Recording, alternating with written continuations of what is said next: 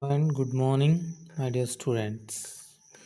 The summary of the last class, what we started with the topic mean free path, mean free time, frequency of collision, and then we seen the important topics sphere of influence and collision cross sections. And now today we are going to see very important question, or you can say topic, that is derivation of expression for mean free path. Okay, what the expression you are observing at the screen, that we are going to derive today. Okay, that is lambda is equals to kt by under root of pi sigma square into p, and where the symbols have their usual meaning, है ना. तो usual meaning में क्या है कि Boltzmann constant, capital T temperature in kelvin, sigma क्या है बेटा, what is sigma, sigma is radius of sphere of influence और diameter of molecule, p pressure, and lambda mean free path. Okay, now we are going to start the derivation with some assumptions. The first assumption we are considering, that is only one molecule under consideration is in motion and all other are at rest. और ये हम simplicity के लिए ले रहे हैं, ठीक है. Only one molecule only one molecule under consideration is in motion and all other are at rest. Second assumption, what the sphere of influence of the molecule has diameter 2 sigma. तो देखिए, याद रखिए, स्फीयर ऑफ इन्फ्लुएंस का radius sigma, तो diameter 2 sigma, और molecule का radius sigma by 2 और diameter molecule का सिग्मा, ठीक है. The sphere of influence of molecule has diameter 2 sigma and molecule do not exert any force on each other. यानी intermolecular forces या फिर दूसरे हम फोर्सेस को क्या कर रहे हैं, कंसिडर नहीं कर रहे, ठीक है बेटा. देन उसके बाद हम जो डेरिवेशन लेने वाले उसमें जो टर्म्स आ रहे उनको हम डिफाइन कर रहे हैं, ठीक है बेटा. तो पहला term sigma, diameter of each gas molecule, है ना, जैसे या फिर radius of sphere of influence. Okay, C bar क्या बेटा, average velocity of the gas molecule a जो हमने कंसिडर किया, and number of molecules per unit volume. N क्या है बेटा, number of molecules per unit volume, यानी समझो नंबर ऑफ मॉलिक्यूल्स n है, किस में, वॉल्यूम v में, तो स्मॉल n क्या है, capital N by capital V is equals to small n, याद रखना. ओके, क्या बेटा, स्मॉल n क्या है, small n is number of molecules per unit volume, है ना. ओके, देन नेक्स्ट, उसके बाद क्या बेटा, T stands for time interval, जिसके लिए हम ये कोलिजन कंसिडर कर रहे, जितने देर के लिए हम कंसिडर कर रहे, ठीक है. नेक्स्ट अब देखिए, हमने टाइम कंसिडर किया टी, है ना, देखिए टी और एवरेज वेलोसिटी सी. आपको पता है डिस्टेंस का फॉर्मूला क्या है, या स्पीड का फॉर्मूला क्या है, वेलोसिटी का फॉर्मूला क्या है, ठीक है, डिस्प्लेसमेंट का फॉर्मूला क्या है, पता है ना आपको.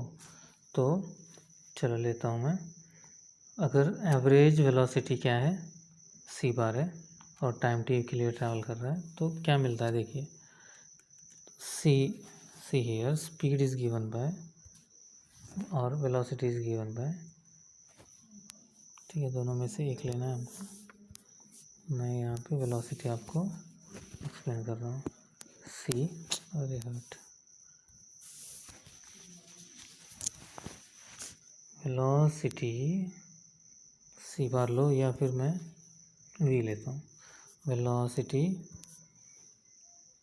We is equal to displacement,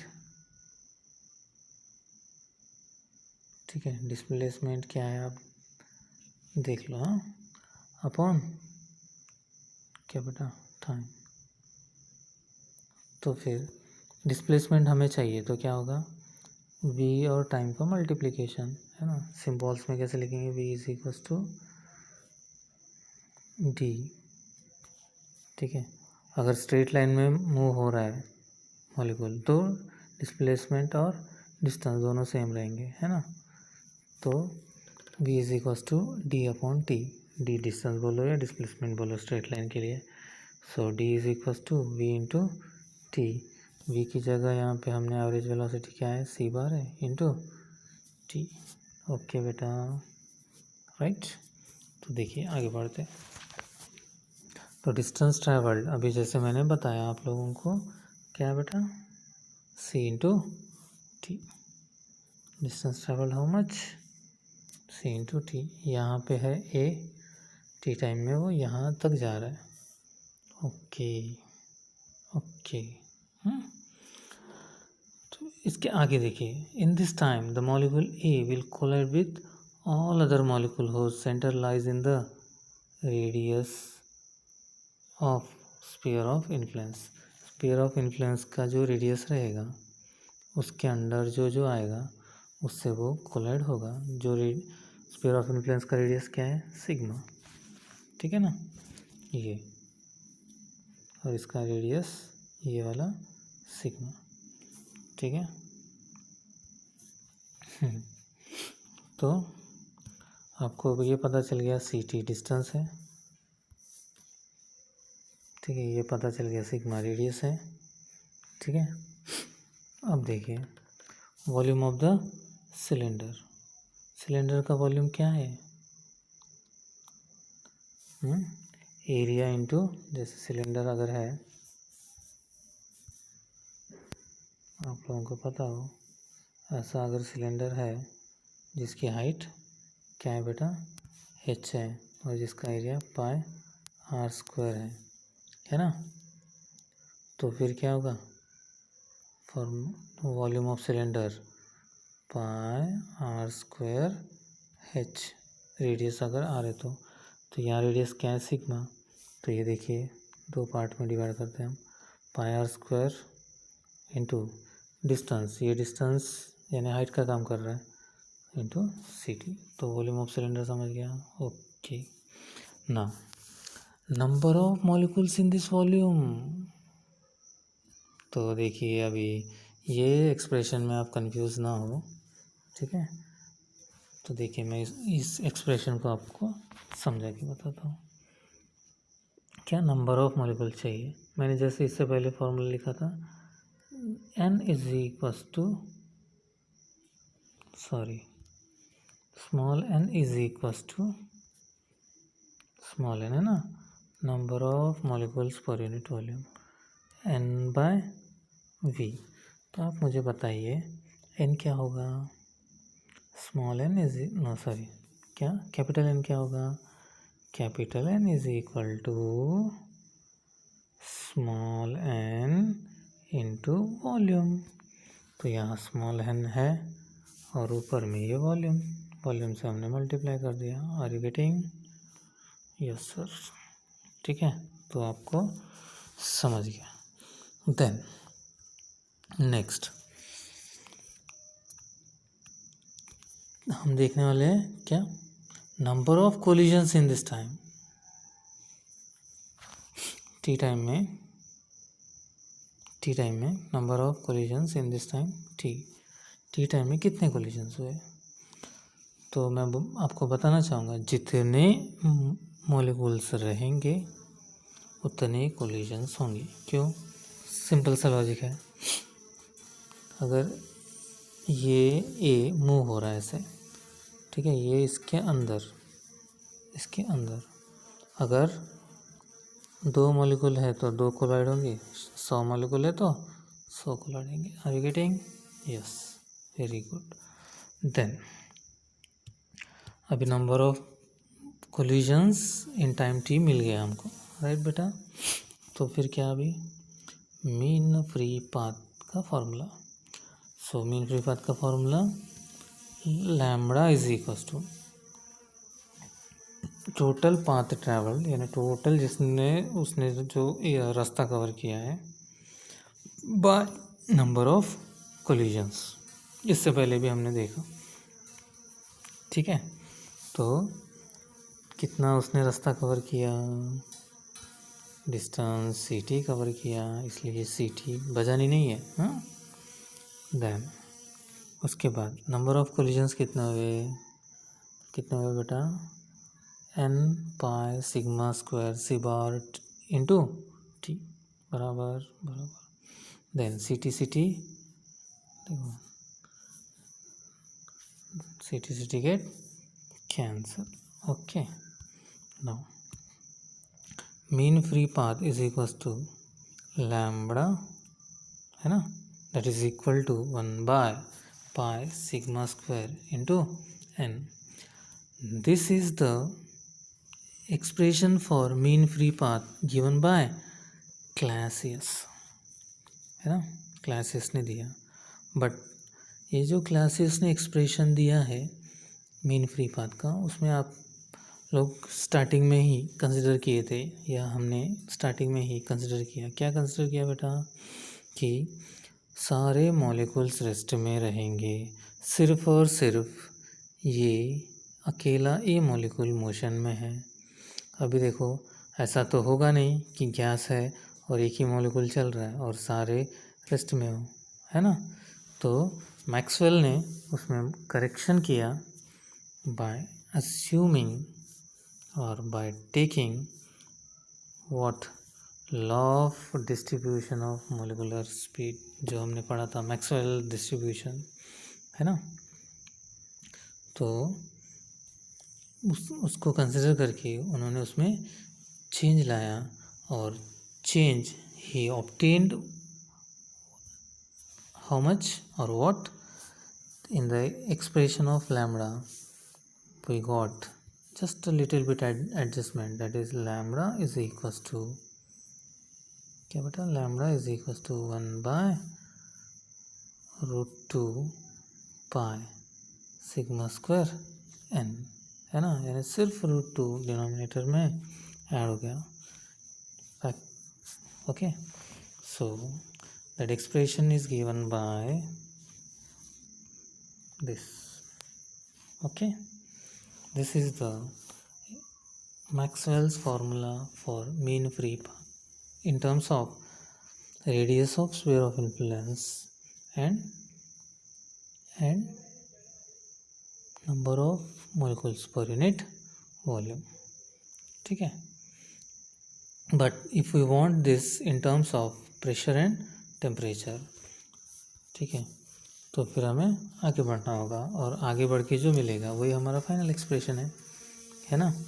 तो कभी एग्ज़ाम में ऐसे भी क्वेश्चन पूछा जा सकता है, what is the effect of temperature and pressure on mean free path. तो आपको स्टार्टिंग से डिराइव नहीं करना है, सिर्फ इतना लेना है और यहाँ से स्टार्ट करना है, ठीक है। इसीलिए इन्होंने सेपरेट क्वेश्चन बनाए इसे, ठीक है बेटा। पर अगर हमें क्वेश्चन में ही ये एक्सप्रेशन डिराइव करना हो स्टार्टिंग से, तो स्टार्टिंग से लेना पड़ेगा, राइट। सो अभी हमारे केस में जो पहला क्वेश्चन था उसके हिसाब से हमें पूरा डिराइव करना है, ठीक है। तो हमारे पास बेटा देखिए कि एक्सप्रेशन रेडी है, एक मिनट, हमारे पास एक्सप्रेशन रेडी है, यस, ये वाला, ठीक है। अब हम गैस है, आइडियल गैस की कंडीशन में 1 मोल ऑफ गैस अगर होगा, P V is equal to R T होगा, राइट बेटा, है ना, राइट। देन अब हम क्या कर रहे हैं बेटा, अगर कोई भी एक्सप्रेशन को बोथ साइड सेम नंबर से डिवाइड करते हैं तो सेम ही रहेगा, है ना। तो यहाँ पे पी वी बाय एन और आर टी बाय एन कर रहे हैं, एन से डिवाइड कर रहे हैं। तो फिर सिंप्लीफाई होकर हमें एक्सप्रेशन क्या मिलने वाला है देखिए। तो यहाँ देखिए हम किस किस को क्या कर रहे हैं, एन को शिफ्ट कर रहे हैं, बी को शिफ्ट, यानी ये जो है पी वी बाय एन, उसमें से वी बाय एन को शिफ्ट कर रहे हैं, तो क्या हो जाएगा एन बाय वी हो गया, ठीक है। R by N as it is, okay. अब देखिए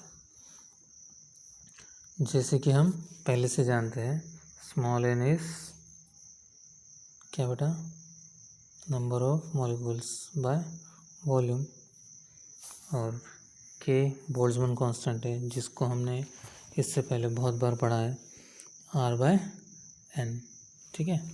तो यहाँ देखिए, यहाँ एन बाई वी की जगह स्मॉल एन आ गया और आर बाय एन की जगह स्मॉल के आ गया, ठीक है बेटा। तो हमारा प्रेशर क्या हो गया है, P is equals to N K T, okay. तो इस P equal to small N number of molecules per unit volume, small N है ना, इंटू के बोल्ट्जमैन कांस्टेंट इंटू टी। इसको अब क्या कर रहा हूँ मैं, या हम क्या करने वाले हैं, एन को एज इट इज़ रखेंगे, के टी को दूसरे साइड में ले जाएंगे। तो न्यूमरेटर में है, यहाँ पे मल्टीप्लिकेशन में है, तो इधर आके डिवीज़न में जाएगा, है ना। अब ये लेफ्ट में आके डिवीज़न में जाएगा, राइट। तो N is equals to P by K T, ठीक है। तो फिर अभी क्या, कुछ नहीं, बस फाइनल एक्सप्रेशन देखिए। तो ये एक्सप्रेशन है हमारा, यहाँ क्या √2 को कुछ चेंज करना है क्या, नहीं। पाई सिग्मा स्क्वायर को कुछ चेंज करना है क्या, नहीं। इनकी जगह रखो, क्या क्या होगा फिर expression, lambda is equals to देखिए अभी क्या 1/,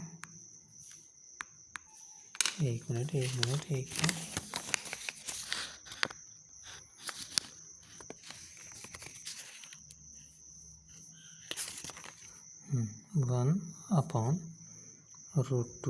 एज इट इज़, ठीक है, pi sigma square as it is, है ना, इंटू एन की जगह पे P divided by K T, denominator कहाँ जाएगा, न्यूमरेटर में, यहाँ आ गया, है ना। So this is our expression for mean free path, that is lambda is equals to kt by under root pi sigma square p। तो अब देखते हैं हम ये क्वेश्चन का आंसर, ठीक है। कौन सा क्वेश्चन का आंसर, ये क्वेश्चन का आंसर कौन सा, what is the effect of temperature and pressure. तो क्या इफेक्ट है, mean free path directly proportional to absolute temperature, मतलब टेम्परेचर बढ़ेगा तो फ्री पाथ बढ़ेगा। देन सेकंड क्या है, mean free path inversely proportional to pressure बढ़ेगा तो मीन फ्री पाथ घटेगा। This is the end of today's class and thank you very much, bye bye.